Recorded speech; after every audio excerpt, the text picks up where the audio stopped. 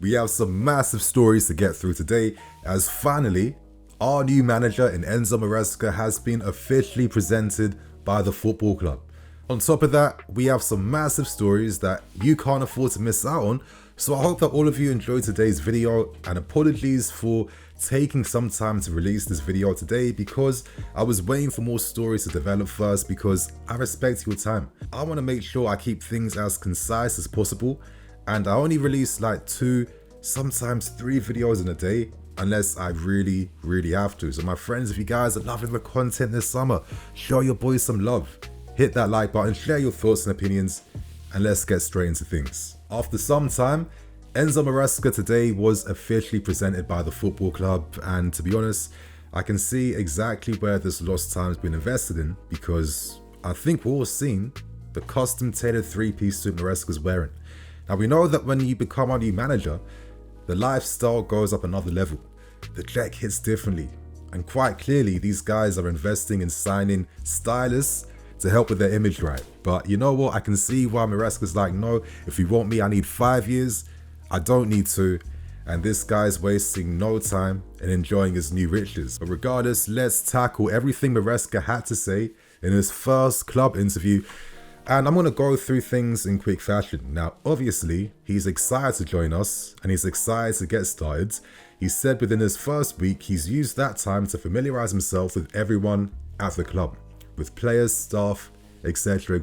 But as we remember from prior reports, Maresca wasted no time during the off season as he used his time wisely to fully video analyze every single player from first team level to the youth level at this football club, because he knows that on the first day he takes over, he is ready for business and no time can be wasted. Maresca said that he is excited to work with a squad full of talents. It's one of the main reasons as to why he was convinced to even sign for us, because he sees the potential, he sees the talent, and right now it's about creating the right culture here. As he said, I always say the same, if you are able to improve the players, you then are able to improve the team. So it's our target to try to improve all of them day by day. After finding success with Leicester City, he said that all managers have their own ideas. His are pretty clear, but right now he is focused on a new chapter at this football club. Maresca understands the expectations placed on him at this football club, but also revealed that he loved the rich history of Italian managers that have built their legacies here, and that was another reason as to why he personally wanted to sign for us. Naturally, Maresca wants to build a strong connection with the fans. He said in this moment, when you join a football club, you try to analyze what the club and team needs to improve, then you do the right things. For me, it's clear we need to create as soon as possible the right mentality, a culture the fans can be proud of, and that is something that is very important. And to end things with the final key point of this interview, when asked what his final message is to us fans, he said that just trust the process, trust the idea, be behind the scene. For sure, we are going to enjoy the journey. Like at every club, for every manager, it will not be easy because nothing is easy, but for sure, we are going to enjoy our journey. And my friends, that is the first official interview from Enzo Maresca. What's my thoughts and opinions? Now, what I'm about to say is nothing personal to Maresca, but at this point, after seeing so many managers come and go and give these very same first impressions, for myself, you could AI also generate all these first impressions in interviews, and they'd all be exactly the same, because we heard the customary talk around mentality, being an aggressive team, fan connection, and obviously the infamous immortalized words in trusting the process. That's something we've been doing now for 5 years. At this point, you could literally replace Maresca with any single manager we've hired over the past 5 years, and they've all basically said the same thing. But at the same time, none of us expected to read anything insightful or anything groundbreaking. Let's keep things real. And maybe, on the other hand, maybe the message doesn't have to be different. Maybe if the 5th manager now is saying the exact same thing, maybe it needs to sink into us fans' brains of like, oh, we might actually have to be patient and actually trust the process for once. I mean, let's keep things real. It's not about words at this point, it's about actions. And I'm sure all of us are going to pay key attention to what happens during this preseason. But personally, I'm feeling a bit hopeful. But you guys know that I'm pretty hopeful at heart, right? I do think that Pochettino has left things off quite good for Maresca, and I'm hoping there'll be a bit of a smoother transition this preseason once he takes over. We ended last season using an inverted style back three type of system, right? Personally, I think being hired because his ideas complement what was left off last season, I'm hopeful that he will literally kick things off immediately, and I'm really curious to see how he performs for us for this season. Now, I don't think it'll be smooth sailing. There's always ups and downs, but for me, it's about the trajectory over the course from the start of the season to the end of the season. Yes, Leicester City fans were quite critical about things that I've seen our fan base be critical of, and that's things like maybe a boring style of play, not having like many dimensions behind how we play, etc, etc. But as I've said in previous videos on Maresca, sometimes the fan take isn't the most sophisticated one at times, and I do think that now that Maresca has a higher caliber of player, I think we'll see bigger differences compared to his time at Leicester City. So my friends, share your thoughts and opinions. How do you feel about Enzo Maresca officially being presented? Do you see the vision? Are you confident? Let us know in the comments below. Now, to move on to the next story very quickly, but on Twitter today, a Twitter account did great work in bringing to light an interview made by Moises Caicedo around 2 to 3 weeks ago, discussing how last season went for himself personally. We got a lot of great insight. Obviously, it was done in Spanish. It's on YouTube. But being the nerd I am, I never like to take things for what they are on Twitter, because a lot of times people add their own additional commentaries and subjectivity, which can kind of like skew the narratives and skew the words that are actually being said. So being the nerd I am, I'm going to use ChatGPT to, of course, translate the transcribe that I got from YouTube, because I want to get that full, unfiltered context from the interview. Now, I'm not here to say the Twitter account did bad, but I just think sometimes on Twitter, you know, we all have a habit sometimes of adding our own little sauce to things that we don't necessarily have to add. With ChatGPT even saying it here, listen, the guy got it right. However, you know, his tweets did include some additional commentary and interpretations regarding Pochettino and the coaching staff, which weren't direct quotes from Caicedo. Now, when I use ChatGPT, I don't use it too often because I don't think AI tools are perfect, but I normally use it when I have to translate articles because it's best for me for that purpose. But obviously Caicedo spoke about some really good things. He spoke about the differences in tactical approaches and training during this time at Brighton and at Chelsea Football Club. As he says right here, you know, when I arrived at Chelsea, it was hard because at Brighton, everything was tactical under Desire Doue. When I came here, it was about running. It took me some time to adapt, but eventually I got used to it. You know, in regards to support from Pochettino, at the beginning, some players were attacked because things weren't going well, and they attacked us, discussing the fans being quite critical and vocal towards the team. Caicedo says it was very difficult for me because I prefer to play away games than home games because the Chelsea fans attack me. But I had Pochettino there to support me. You know, Poch was a great help for these guys last season. In terms of his mentals and the tactical stuff he learned last season, he said from Feb to now, his agent gave me a personal reviews with me the things I should improve after each game, how to position myself better, and also mentally. This was not directly from Pochettino, but helped me to improve. And it's quite funny that I don't think most players take advantage of like additional services like this. Like, I'm a nerd. I always thought to myself, you know, in some universe where I'm a professional football player, I'll be investing in myself. I'm literally going to go to like Cambridge. I'm going to say to one student, yo, listen, I need you to help me like improve my game. Give me the science behind how I can improve things. Give me some analysis reports. Then I'd hire a dietitian. Then I'd hire like a professional that can review every single one of my games in great detail and give me like video analysis of how I need to improve and what mistakes I made. So it's good that Caicedo is this serious about his career. I love that about him professionally. I think that's great news to read actually. But in terms of the last talking points, improvements and confidence, you know, this person, obviously this guy that he hired, helped me relieve the pressure because I was thinking more like they paid a lot of money. I have to do things right. I wasn't concentrating. I wasn't showing my best level. After my agent brought in that person, I started improving and gaining confidence. Pochettino always supported me through this process, so he obviously co-signed this appointment.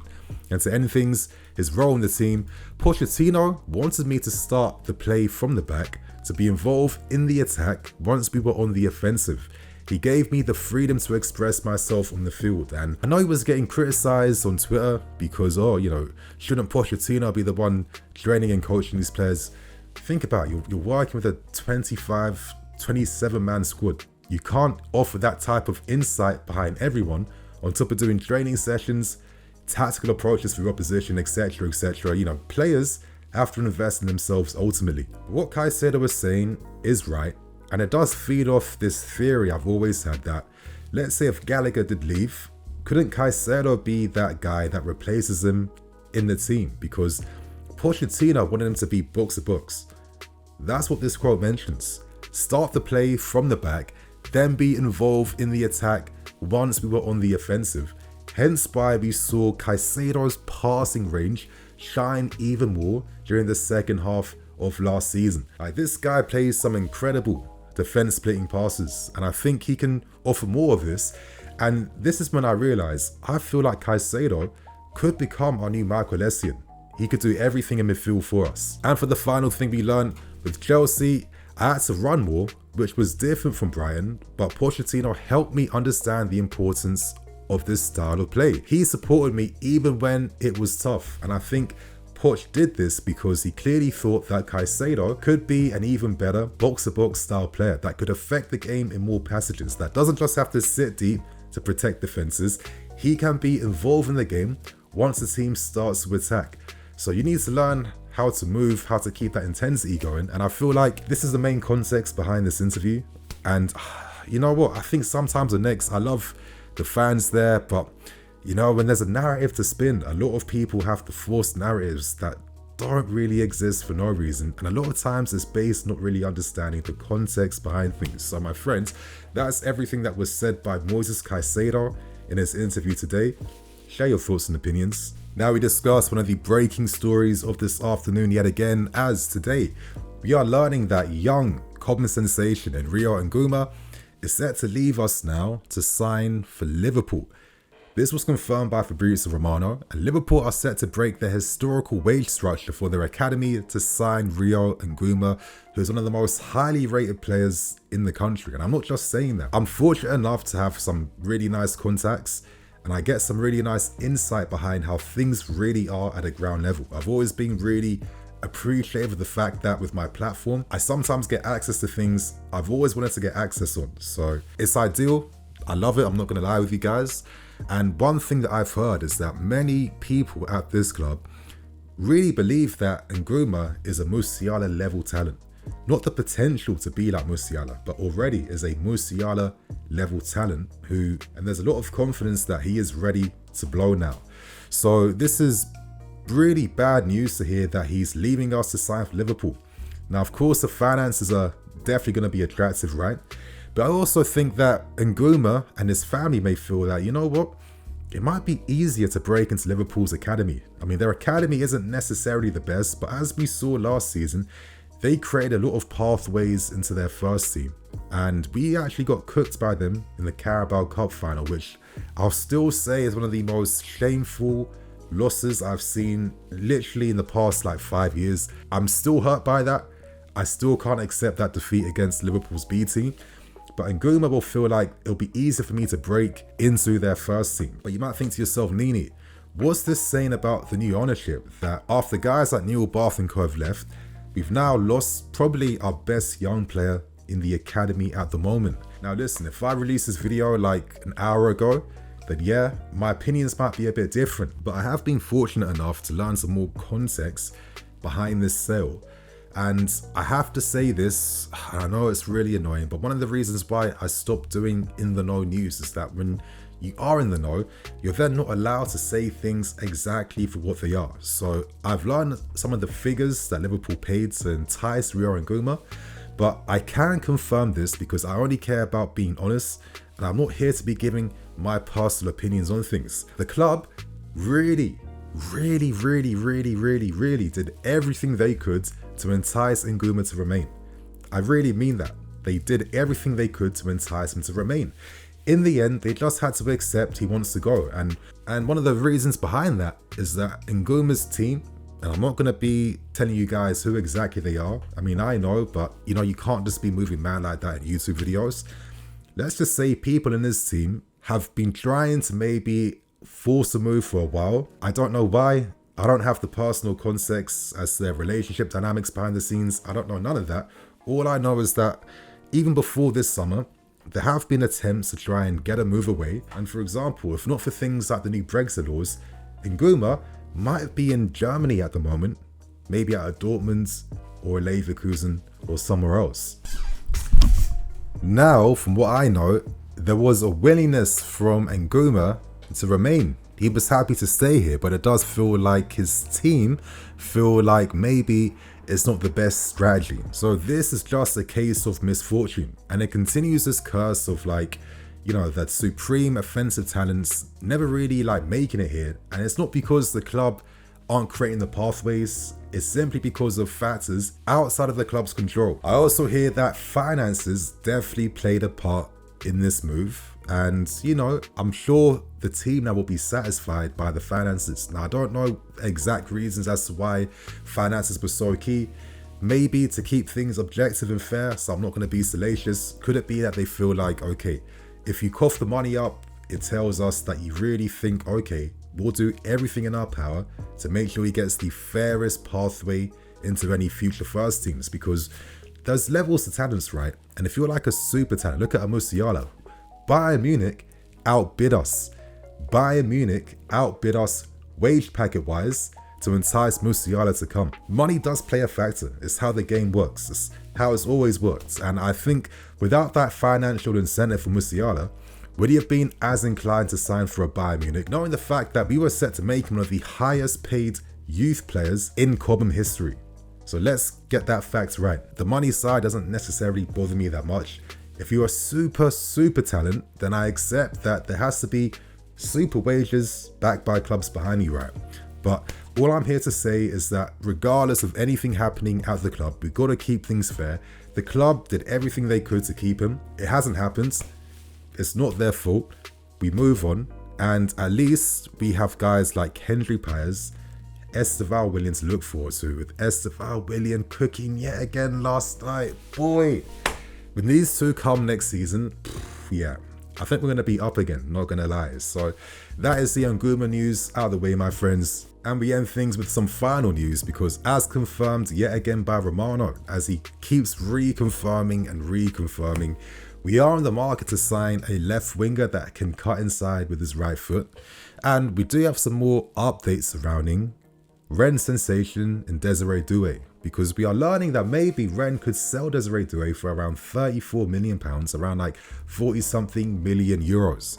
Let's see what happens. But at the moment, there is fierce competition from clubs like Bayern, Tottenham, who feel like they are pretty strong in the race to sign him, Man United, as well as us, who are still showing a keen interest on potentially making a move for the young sensation. Now, listen, he's one of the top young prospects in France. Rennes Academy is one of the best in Europe. They regularly produce these types of sensations. You're looking at Tel recently, you're looking at Ousmane Dembele, you're looking at Camavinga. My lord, it's an institution there. Right now, it seems like we are getting ready now to entertain a bidding war alongside Prem clubs like Tottenham in particular and Manchester United over the signing of Desire Doue. Negotiations are currently ongoing.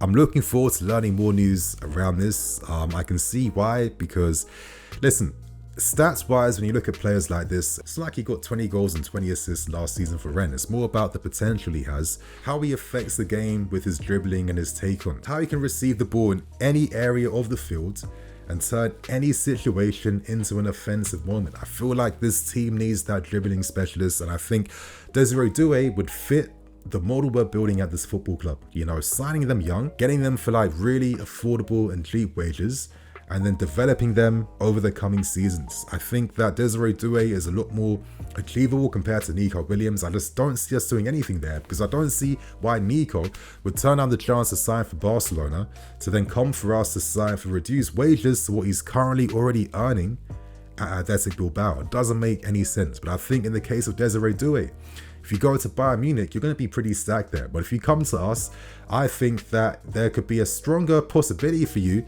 to get a lot of good minutes, a lot of good game time, and potentially be a star in the making here. Am I getting too carried away thinking of a future attack of like Paez, Esteval Willian, Desire Doue, and then you've got like guys like Nkunku and Palmer, and hopefully Mudryk, who can step up this season alongside. That could be a sensational attack that has the potential to hopefully be the leading attack in the country. I'm liking some of the talents we're linked with. Wesley seems a very interesting prospect from Corinthians. Desire Doue maybe brings more like European class and pedigree immediately, and I think he could make the step up to life in the Premier League, to be fair with you, because this is a super talent in the making.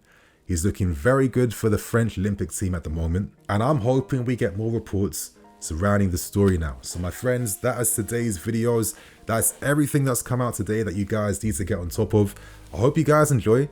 Share your thoughts and opinions, hit that like button, and I'll see you guys all again with another video soon. Cool.